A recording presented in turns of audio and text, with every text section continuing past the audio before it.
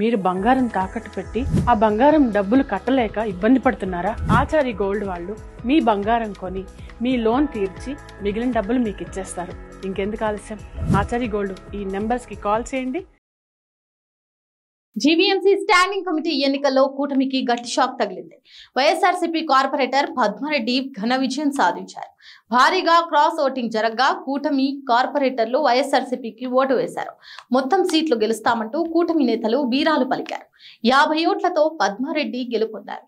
Party ఫిరాయింపు కార్పొరేటర్లను voting కు వాడుకున్నా కానీ కూటమికి భంగపాటు తప్పలేదు. కార్పొరేటర్ పద్మారెడ్డి మాట్లాడుతూ తనకు ఓటు వేసిన 50 మంది కార్పొరేటర్లకు ధన్యవాదాలు తెలిపారు. బీసీ వర్గానికి చెందిన మహిళను మార్చారనే బాధ కార్పొరేటర్లలో ఉందన్నారు. గతంలో స్టాండింగ్ ఎన్నికలకు ఎక్కడా డబ్బులు ఖర్చు చేయలేదు. ఇప్పుడు కూటమి క్యాంప్ రాజకీయాలకు తెరలేపింది.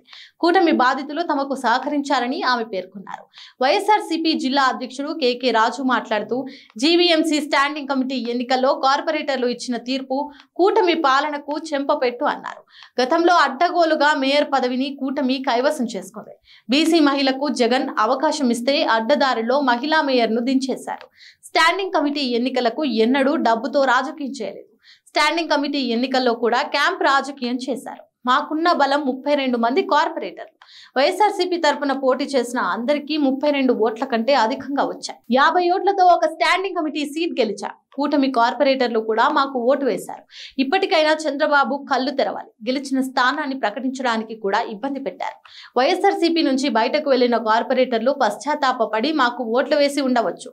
కూటమి భయభ్రాంతులకు గురి చేసిన పోటీ చేసిన వారికి అభినందనలు అని కేకే రాజు పేర్కొన్నారు. వైఎస్ జగన్ ఎంతో అభిమానించి ఆదరించిన ఉన్నతాధికారి నీలం సాహ్ని ఎక్కడో ఉన్న ఆమెను వైసీపీ హయాంలో రాష్ట్రానికి తీసుకువచ్చి రాష్ట్ర ప్రభుత్వ ప్రధాన కార్యదర్శిగా నాడు సీఎం హోదాలో జగన్ నియమించారు. బహుశా 2020 జూన్లో పదవీ విరమణ చేయగా కరోనా సమయంలో ఆమె సేవలు అవసరమని 3 నెలలు కొనసాగించాలని కేంద్రానికి జగన్ ప్రభుత్వం లేఖ రాయగా అందుకు సానుకూల ఉత్తర్వు వచ్చింది. ఆ తర్వాత ఆమెను ప్రభుత్వ సలహాదారుగా జగన్ నియమించారు. ఎస్ఈసీగా నిమ్మగడ్డ రామేష్ కుమార్ పదవి విరమణతో ఆయన స్థానంలో కొత్త వారిని నియమించాల్సి వచ్చింది. వైఎస్ జగన్ ప్రభుత్వ సిఫార్సు మేరకు 2021 మార్చిలో నీలం సాహ్నిని నాటి గవర్నర్ నియమించిన సంగతి తెలిసిందే.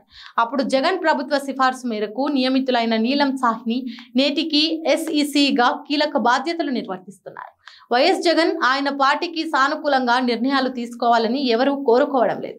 పులివెందుల జెడ్పీటీసీ ఉప ఎన్నికల్లో టీడీపీ అధికారాన్ని అడ్డుపెట్టుకుని యథేచ్ఛగా అరాచకాలకు పాల్పడుతోందని అరికట్టాలని వైసీపీ నేతలు నెత్తినోరు కొట్టుకుని వేడుకుంటుంటే చర్యలు తీసుకోవాల్సిన ఎస్ఈసీ నీలం సాహ్ని నిమ్మకు నీరెత్తినట్టు ప్రేక్షక పాత్ర పోషిస్తుండడం విమర్శలకు దారితీస్తోంది. ఎలాంటి అధికారికి కీలక బాధ్యతలు అప్పగించాలో ముందు వెనక ఆలోచించకుండా జగన్ సిఫార్సు చేసినందుకు నేడు మూల్యం చెల్లించుకుంటున్నారని తమ నాయకుడిని వైసీపీ నేతలు తప్పుపడుతున్నారు. నిమ్మగడ్డ రమేష్ మాదిరిగా ప్రభుత్వంతో సమన్వయం చేసుకోకుండా నిర్ణయాలు తీసుకోవాలని కోరుకోలేదని, కనీసం ఎన్నికలను పారదర్శకంగా జరిగేలా ఎస్ఈసీ నీలం సాహ్ని ఒక్క చర్య తీసుకోకుండా ఏం చేస్తున్నారని వైసీపీ నేతలు మండిపడుతున్నారు. కీలక వ్యవస్థల్లో ఎలాంటి వాళ్ళను కూర్చోబెట్టాలో వైఎస్ జగన్ కు ఇదొక గుణపాఠమని వైసీపీ నేతలు తమను తాము తిట్టుకుంటున్నారు. అసమర్థ ఎన్నికల అధికారి కారణంగా పులివెందులలో ప్రత్యర్థుల చేతుల్లో తాము దెబ్బలు తింటూ భారీ మూల్యం చెల్లించుకోవాల్సి వస్తుందని వైసీపీ నేతలు వాపోతున్నారు. తన నిర్ణయాలు ఎంత లోపభూయిష్టమో జగన్ ఇప్పటికైనా తెలుసుకోవాలని వారు కోరుతున్నారు.